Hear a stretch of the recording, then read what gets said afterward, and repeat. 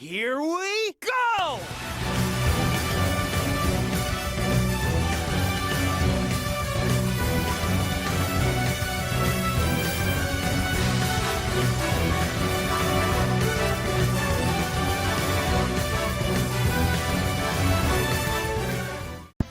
Yo, what's up everybody? This is GamerBlake90, and welcome back to my Sonic After the Sequel playthrough series. Hope you're all having a good morning, although at least I'm having a good morning because that's when I'm recording this video right now. I don't think when you're watching it, it'll be during the morning time for you, but whatever, right? Anyway, in this video, but there was no title card to show off as such, but we are going through Cyan City Zone in Sonic After the Sequel, which, as you can see, resembles a futuristic landscape with a lot of hovercrafts in the background right there. And that's making me wonder, it's the year 2020, and we haven't progressed to hovercraft as our main form of travel yet? What's wrong with you, Earth? You think you could pick it up a little bit? It's just like Sonic says in Smash Bros. You're too slow! Yeah, I'm kind of in a good mood today. You might have been able to figure out that much, but yeah, Cyan City Zone. It's usually around this point, but I stopped playing this game, well, that or the next level that comes after it, whichever it is. Because, as I may have said a handful of times, I've wanted to shave? What in the world, Blake? Although I do need to shave after I get done with recording, but yeah. I've wanted to save my overall first complete experience of Sonic After the Sequel for a setting where I could record it. And so here we are. Oh yeah, and one of the fascinating things with the spike shield here is that you can use it to directly shoot down toward the rotors that are slowly lifting you up into the air like that. And speaking of being lifted into the air, Sonic's animation, reflecting when he's being lifted up into the air by the rotors there, is a lot more, what's the word I'm looking for? Probably a lot more visually acceptable than him just hovering helplessly in the air, spinning like a tornado. It's usually the animation you see in the Sega Genesis games for Sonic, but for Sonic After the Sequel, which is of course a fan game by LakeFeperd and his team, we're taking a slightly different turn here. Pun not intended, because there'll be a lot of twists and turns here. Also, this hovercraft is looking super sick. Like a mega-sized version of one of Eggman's mechs that you typically see in Launch Base Zone, that you can ride on top of it. That's pretty sick. Oh yeah, and there's those little guys carrying the shields there, but you'll want to be watchful of because they'll require more than one hit to be permanently defeated, so something to keep in mind there. Now, from what I remember of this level, this does come with quite a number of gimmicks that, well, took me by surprise. Let's not grab that bubble shield there, I don't need it. I don't miss any water here, so yeah, after seeing the spike bed there, we're definitely better off keeping the spike shield. And oh, sick! Extra life, baby, but I'm looking at the life counter right now, and I'm just now realizing this game carries a glitch similar to that before the sequel, whereas if you... Are you kidding me? This is why I'm not a bug person. Oh, God. Why my jump no come out? Why no come out? I don't get it. But like I was saying, this game comes with a glitch similar to before the sequel, in which you continue a save file, and you don't retain the extra lives you previously collected before saving your game. You always start back over the count of 3, whether you're loading up a game or starting up a new one. And... well, I don't know why that has not been fixed yet, but... oh well, I guess we'll have to grin and bear it. But yeah, Cyan City. I've always been a sucker for city-based zones, although I often prefer them to take place during the nighttime rather than the day. But with something like Cyan City, I'll make an exception. Because I've often talked about in Sonic CD how color palettes involving bright blue and pink are often the best color combination to see in levels. And there was not a whole lot of pink to see here in Cyan City, you know, given the title of a level. It still pulls off the combination quite nicely, instead of replacing pink with the red that you see along the tracks right there. And I could be wrong, but I think they more closely resemble the pipes in Chemical Plant, rather than the Stardust Speedway tracks like I initially thought. In fact, thinking back to, I think it was Star Shore Zone? No, not Star Shore Zone. I'm forgetting the name of the level already, but it was a city-based level that rapidly... let me stop talking for a little bit. I just realized where we're at right now. No. I am not about to get taken out by an oversized Motobug. I am not going to give Lord Garrula 64 an excuse to laugh at me today. That's not happening. Nuh-uh. If you didn't get the reference, you haven't seen Garrulus' channel. And I would recommend it. 9 hits. How many does it take to kill this guy? Okay, so 10 hits. Alright, that's something to know. And it's at the... Thank goodness at the end of the first act. And I believe in this level we're going back to the 4-act formula involving a boss act, so that definitely means there'll be a boss battle, which will involve the prototype of the flying battery that we briefly see in the background just as we clear the act. And now we're going straight to the second act, which I think carries one of those gimmicks that I was referring to earlier. Loop-de-loop, boys! Whoa, whoa, whoa. We're like really freaking close to the hovercraft in this stage. Alright, now while I'm here, can anybody tell me what that hat there is? And what this is? If I had to make a guess, given the style of the star, it's probably an attraction inspired by the Kirby games, and not once have I ever played a Kirby game in my life, so at first I didn't get the reference until I watched a showcase of the fan game a handful of years ago, I think it was. But that was before I got the Director's Cut update, so a lot may have changed since. However, as you can see, by pressing the X button, you charge up a beam attack, and when you release it, it will allow you to break through certain obstacles. That much I didn't remember how to do. But be careful, because if you do get hit once, that gimmick is gone, and you're gonna have to pick it back up at some point in the stage. And also, I do not like these shield bearers. If they could go away, please.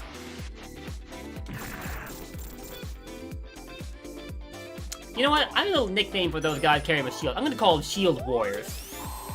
Because I used to be somebody who played the Yu-Gi-Oh! Card game nearly constantly. And there was a card called Shield Warrior. I don't know how familiar you are with that game, so I don't want to go any further with that reference because I don't want to confuse you, but suffice to say, it had a good defensive purpose for your gameplay. Oh yeah, and the beam attack with your snazzy little outfit there also takes out enemies. I mean, why wouldn't it, considering it destroys obstacles already? Let's go go the whole mile and add in Badnik Destruction while we're at it. Oh yeah, and you can start it up in mid-air too. And I'm trying to style right about now, but not really getting it.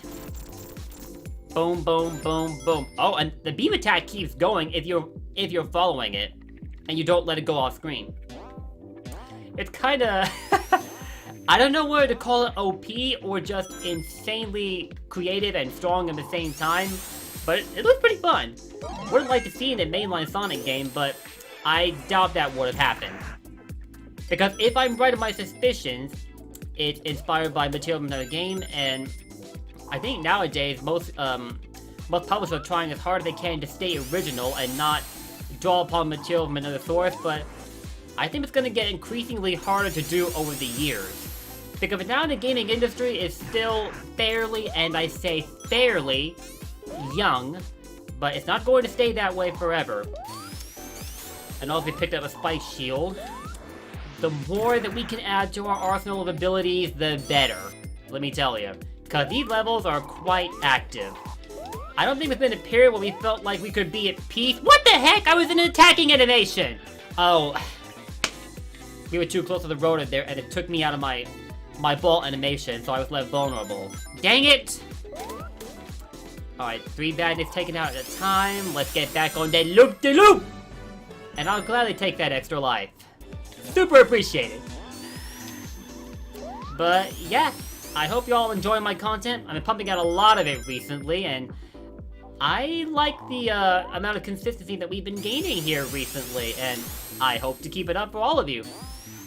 And there's been a lot more comments coming in lately too, and I've been happy to respond to each and every one of them. Speaking of which, you guys have comment of your own to leave. Please do so. Don't be shy. Always want to hear from y'all. That's it, the second act. I think it's the third act that contains the most annoying series of obstacles for Cyan City. I think it involves something like a combination of spiked balls and sequences where these rotors here will take you upwards rather than like to the side like that one did right there. Aha! This is the one.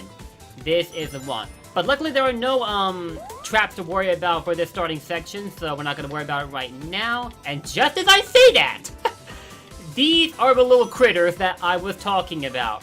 These flashing spiked balls. Obviously, no touchy. You don't want to lose any of your rings. And Their hitboxes feel kind of weird at times, so even when you don't actually touch a spiked ball, if you get close enough to it, you're gonna get hit anyway. So, for your own sake, please be careful when dealing with stuff like that. This would have been a good time to keep that Kirby gimmick, or Kirby suit, I think I'm gonna call it, and the spike shield. I think the spike shield would make me completely immune to those spiked balls while you're going upwards. I think, but I don't want to assume anything just yet. Oh, Lord. Oh, God. I do not like these layouts. I'm so surprised I haven't gotten hit there because I felt like Sonic's Grove were brushing, like, one of the points of a spike ball to the left there. That would have been stressful. But outside of this ad, I find Cyan City a fairly pleasant experience to deal with. Horizon Hype was so far the most fun for me, as well as the beginning half of Sugar Splash. It kind of got a bit, well, I don't want to say dull, because overall Sugar Splash was fun overall. But the third act, I probably didn't like all that much because of the randomness of that, could I please get a ring without dying? Now I have no rings! This is when I get the most hesitant in a Sonic game, when I have no rings. But we have a checkpoint, and there are rings down there, so now I feel at ease again. That jet fuel thruster up there's got a hitbox, doesn't it? Doesn't it? Doesn't it? No, it doesn't.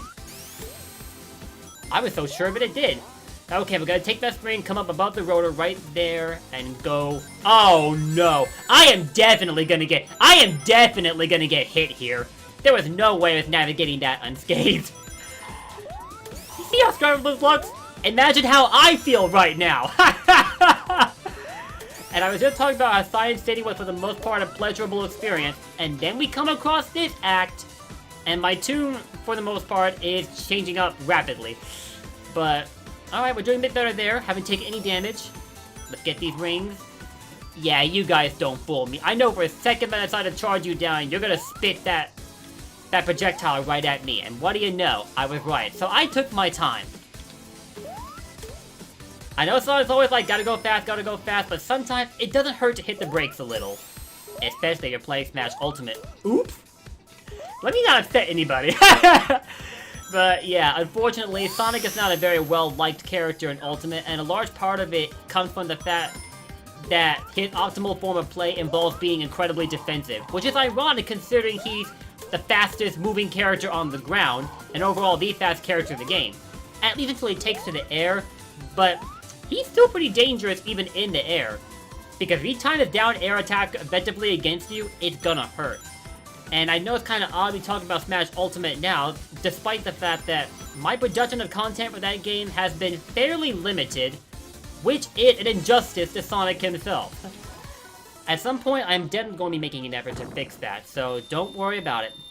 I'm just focusing at the moment on finishing up playthroughs of games like this, and I've got two others that I may have mentioned repeatedly that need finishing of their own. But anyway, we're right on the edge of the boss act. I think we're boarding we're about to board the flying battery craft right there. We're on the verge of it, in fact. Whoa, alright, now what's going on? What is that thing behind us? Tails? Whoa, sounds like, whoa, what's going on here? Oh yeah, another reason I love this game. The cutscenes. Whoa! We're going full-on Dragon Ball right now. I know some probably can't stand the comparisons to Dragon Ball, but given the borrowing of a sound effect from there, I can't really help it. And this style too, bro. Imagine if something like this was an actual classic Sonic game. This is pretty sick. That he's basically missile surfing without setting off the missiles himself.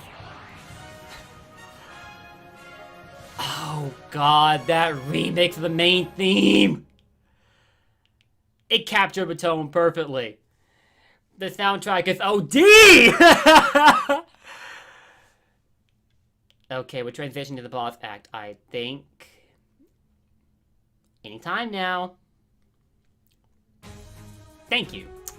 The Cyan City boss act. Oh yeah, this is kind of like a Sky Chase level, to simplify it. And there's Eggman that you see right there running past the windows there. obviously also prepare his craft for, in advance for Sonic and Tails trying to crash his party. But whether he likes it or not, we're breaking in.